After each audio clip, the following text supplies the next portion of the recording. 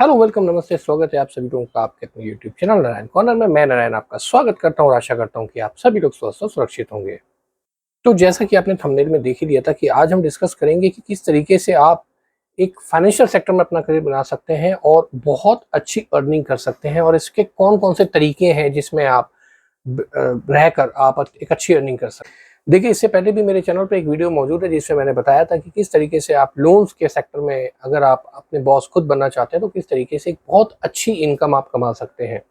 आज मैं थोड़ा-सा उसको विस्तार से समझाने की फिर से कोशिश करूँगा, क्योंकि कुछ कमेंट इस तरीके से आ रहे थे कि जिसमें वे पूछना चाह रहे थे, जानना चाह रहे थे कि क्या अर्निंग के तरीके हैं, किस तरीके से वो एक इनकम विद प्राइड कमा सकते हैं और एक्चुअल में कितनी नॉलेज चाहिए होती है और किस-किस तरीके के कोड होते हैं। अगर आप फाइनेंशियल फील्ड में अगर कुछ पैसा कमाना चाहते हैं या आप चाहते हैं कि आप अपना एक ओन ऑफिस खोलें और एक अच्छी इनकम और एक अच्छी रिस्पेक्टेड इनकम कमाएं, तो उसके लिए ये फील्ड बहुत अच्छी है। इसके लिए आपको कुछ पैरामीटर्स पे काम करना होता है।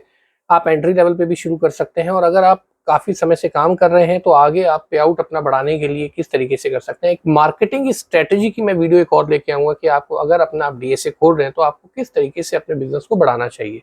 अगर आप चाहते हैं कि वो मैं वीडियो जल्द लेके आऊँ तो प्लीज़ कमेंट बॉक्स में ज़रूर लिखिएगा। अब जैसा कि यहाँ पे अर्निंग विद प्राइड, प्राइड मतलब कि आप सम्मान के साथ ऐसी कौन-सी इनकम है जो ले सकते हैं, तो डेफिनिटली लोन बेचकर भी आप एक सम्मानित इनकम ले सकते हैं। इसके लिए सबसे पहले आपको कनेक्टर बनना पड़ता है। कनेक्टर मतलब कि एक तरीके से आप कनेक्टर बन रहे हैं, एक स्टार्टअप लेवल पे एंट्री कर रहे हैं। इसमें पे आउट थोड़ा कम होता है, उसको मैं अगली शीट में बताऊँगा आपको। लेकिन पहला लेवल होता है कनेक्टर का, जिसमें आपको सिर्फ एक लीड पास ऑन करनी होती है। लीड पास ऑन करने के बाद सारा काम बैंक्स करते हैं, आपको सिर्फ एक रेडी कस्टमर देना होता है, दैट्स इट। ये काम कनेक्टर का है और इसमें पे आउट थोड़ा कम मिलता है। इसमें ऑफिस सेटअप की ज़रूरत नहीं है, आपको किसी एम्प्लॉयी को रखने की ज़रूरत नहीं है।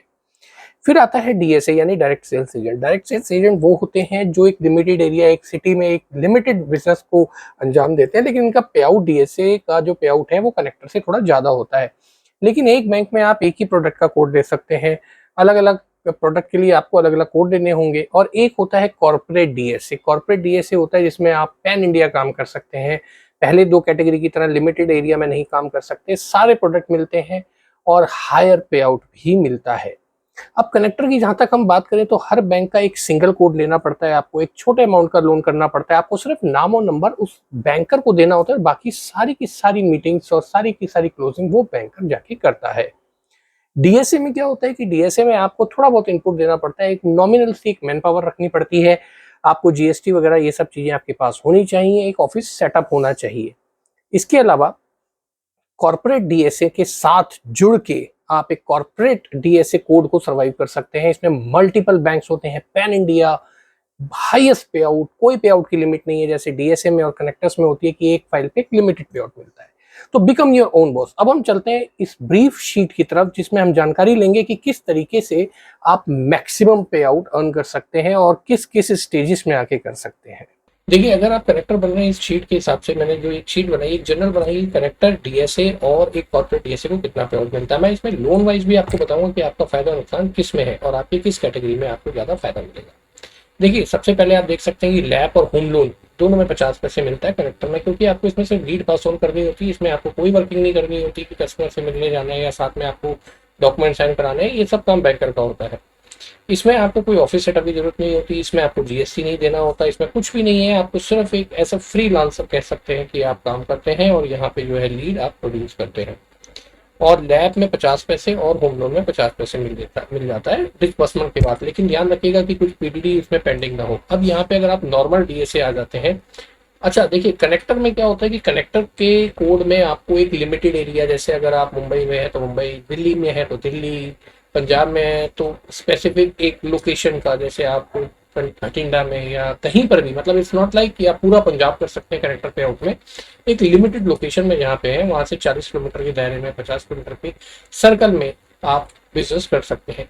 डीएसए में क्या होता है कि आप उस स्टेट में काम कर सकते हैं। अगर आपके पास डीएसए कोड है तो पंजाब में कहीं का भी कर सकते हैं, महाराष्ट्र में कहीं का भी कर सकते हैं, लेकिन इसमें पे आउट ज्यादा होता है। इसमें आपको एक ऑफिस सेटअप नॉमिनल रखना पड़ता है, इसमें आपको एक ऑफिस सेटअप रखना पड़ता है नॉमिनल, इसमें आपको एक मैन पावर रखनी पड़ती है, जीएसटी आपके पास होना चाहिए, मतलब एक छोटा सेटअप आपके पास इसमें होना जरूरी है। आपकी जो फर्म है या कंपनी उसका नाम होना जरूरी है। यहाँ पे पे आउट थोड़ा सा ज्यादा होता है। यहाँ पे रिस्पॉन्सिबिलिटी भी बैंक आपको थोड़ा सा देता है कि आपकी ड्यू डिलिजेंस स्टार्टिंग में होना जरूरी है। अगर कहीं को ईएमआई नहीं आती है तो उसमें भी आपको बैंक को असिस्ट करना पड़ेगा कि अगर कस्टमर ईएमआई नहीं दे रहा तो आपको उसमें बैंक की मदद करनी पड़ेगी। लेकिन रेफरल में इतना नहीं होता, बैंक आपको फोर्स नहीं कर सकता। लेकिन यहाँ पे लैब में आपको 1% का पे आउट मिलता है और होम लोन में 80 पैसे का पे आउट मिलता है नॉर्मल डीएसए में। और लेकिन यहाँ पे एक चीज है कि जैसे कनेक्टर होता है वैसे ही यहाँ पर भी पे आउट की लिमिट है।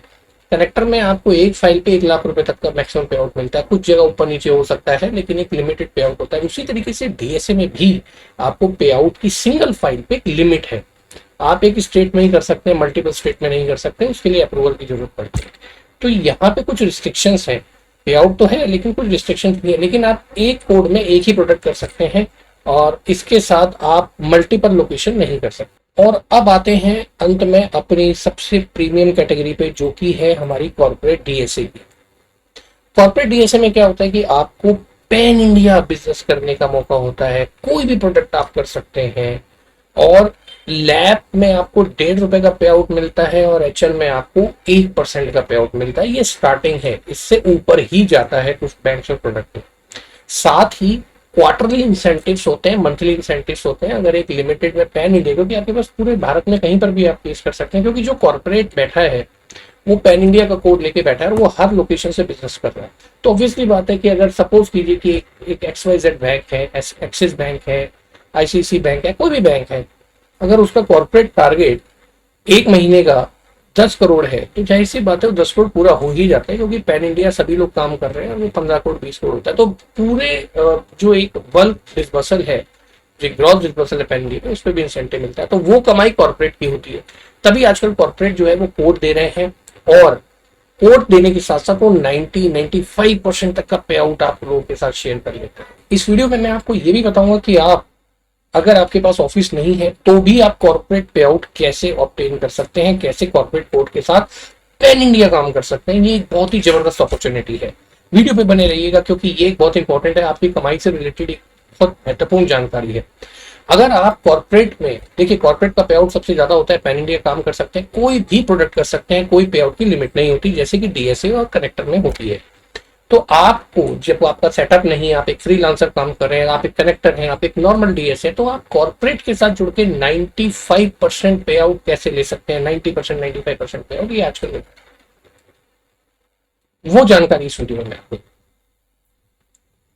खैर, वापस आते हैं इस शीट पे। तो अपने को 1.5% का यहाँ पे लैब में मिलता है और 1% का हमें मिलता है होम लोन पे आउट। अब मैं एक बार छोटा सा कंपैरिजन करके बताता हूं आपको कि इनमें आपका फायदा किसमें है, नुकसान किसमें है। देखिए, एक एग्जांपल के तौर पे 1 करोड़ का एक केस ले लेते हैं, होम लोन में भी और लैब में भी। 1 करोड़ का होम लोन अगर आप लैब करते हैं और 1 करोड़ का ही आप होम लोन करते हैं कनेक्टर पे आउट के साथ, तो आपको 50-50 हजार रुपए मिलते हैं। सपोज कीजिए आपने 1 करोड़ का होम लोन किया है या 1 करोड़ का लैब किया है, तो 50 हजार रुपए आपको कनेक्टर अगर आप हैं तो मिल जाएंगे। अब यही चीज अगर आप यहां पे करते हैं,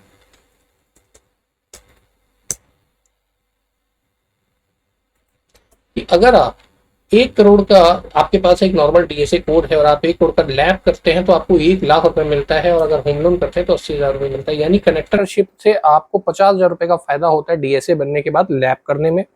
वही केस अगर आप होम लोन का करते हैं और अगर आपके पास डीएसए, तो कनेक्टिवली आपको 30 हजार रुपए का फायदा होता है कनेक्टर से। यानी कि यहाँ पे आपको फायदा ही हो रहा है।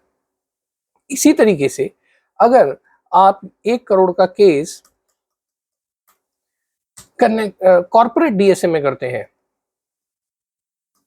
आप यहां देखिए, अब आपको अंतर समझ में आया। एक कॉर्पोरेट डीएसए से कोड करने के बाद 1.5 लाख रुपए का लैब में पे आउट आता है, जो कि नॉर्मल डीएसए को 1 लाख रुपए मिल रहा था और कनेक्टर को सिर्फ 50 हजार रुपए मिल रहा था। यानी कि अगर आप कनेक्टर हैं तो आपको 50 हजार, और कॉर्पोरेट डीएसए का कोड लेने के बाद 1 लाख रुपए का एक्स्ट्रा पे आउट आप ऑब्टेन कर लेते हैं सेम केस पे। यानी कि 1 लाख रुपए का फायदा कॉर्पोरेट पे आउट वाले को मिल जाता है ये लैब में, और होम लोन में वहीं उसको 50 हजार रुपए का फायदा मिल जाता है। अगर डीएसए से कंपेयर करें तो एक डीएसए वाले से कॉर्पोरेट वाले को 50 हजार रुपए का लैब में फायदा होता है और 20 हजार रुपए का होम लोन में फायदा होता है। अब आप सोचिए कि साल में कितने पैसे, अब देखिए पैसा 5 हजार हो, 10 हजार हो, 20 हजार हो, लेकिन एक सिंगल केस पे अगर आपको इतना फायदा हो रहा है तो आपको कॉर्पोरेट डीएसए कोड के साथ ही जाना चाहिए। अब कॉर्पोरेट डीएसए कोड में फर्क क्या है? देखिए, कॉर्पोरेट डीएसए कोड क्या होता है कि एक एबीसी कंपनी है जिसने पैन इंडिया अपने सारे स्टेट में ऑफिसेज खोले हुए हैं। वो एक अनलिमिटेड स्टेट पे काम कर रहे हैं और मल्टीपल प्रोडक्ट में डील कर रहे हैं। अब ऐसे में क्या होगा कि अगर आपको कोई कॉर्पोरेट में एक ऐसा कोड मिल जाए जिनमें पे आउट तो कॉर्पोरेट वाला है और आप पैन इंडिया काम कर सकते हैं, तो फिर आपको रेफरल या फिर आपको नॉर्मल डीएसए बनने की जरूरत नहीं है। और यहाँ मैं आपको एक अपॉर्चुनिटी देता हूँ कि आपको अगर कॉर्पोरेट डीएसए का कोड में काम करना है तो आप प्लीज कमेंट करिए, मैं आपको इस पे पूरी जानकारी दूंगा और आपके लोकेशन चाहे पैन इंडिया में कोई भी हो, आपको कॉर्पोरेट कोड दिलाने में हमारी टीम मदद करेगी। यहाँ पे एक चीज ध्यान रखिएगा कि कॉर्पोरेट कोड के लिए आपको एक लिमिटेड या प्राइवेट लिमिटेड कंपनी होना जरूरी होता है। आपके पास कम से कम 2 डायरेक्टर्स होने चाहिए नॉर्मल कॉर्पोरेट कोड लेने के लिए, और आपका एक जीएसटी, आपके पास एक मिनिमम लाइन ऑफ एक्सपीरियंस, आपके पास एक minimum line of man power, ये सब होना चाहिए। लेकिन यहाँ पे ये सब ऑब्टेन करने की आपको जरूरत नहीं है। अगर आप फ्रीलांसर हैं और आप थोड़ी भी नॉलेज रखते हैं लोन्स की, तो आपको कॉर्पोरेट कोड मिल सकता है। आप पूरे इंडिया में किसी भी लोकेशन पे हो, आपको कोड मिल सकता है। आपको ऑफिस की जरूरत नहीं है, आपको प्राइवेट लिमिटेड कंपनी बनाने की जरूरत नहीं है, आपको स्टाफ रखने की जरूरत नहीं है।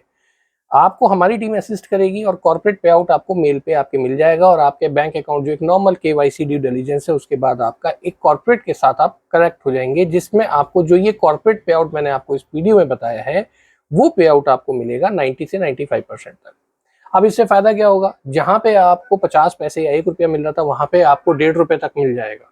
तो फायदा तो कहीं ना कहीं है ही है।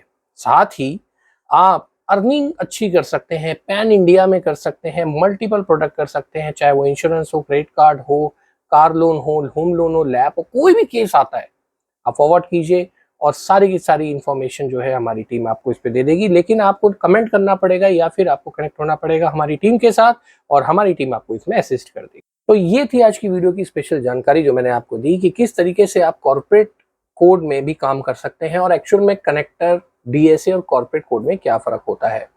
अगर आप कॉर्पोरेट कोड लेना चाहते हैं और पैन इंडिया बिजनेस करना चाहते हैं, तो प्लीज आप कमेंट बॉक्स में अपना नाम और नंबर छोड़ दीजिए, we will definitely get in touch with you.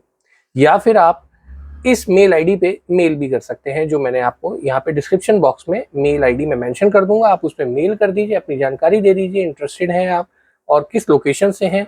हमारी टीम आपसे संपर्क करके आपका कॉर्पोरेट कोड खोलने में मदद करेगी। आशा करता हूँ कि ये वीडियो आपको पसंद आया होगा, ये जानकारी आपको अच्छी लगी होगी। प्लीज वीडियो को लाइक कर लीजिए, चैनल पे नए हैं तो सब्सक्राइब कर लीजिए और बेल आइकन दबा दीजिए, इससे आपको सारी इस वीडियो समय पे मिलती रहे। तो इसी तरीके की रोचक जानकारी के साथ मैं आपसे फिर मुलाकात करूंगा। तब तक अपना ख्याल रखिए, सुरक्षित रहिए। जय हिंद।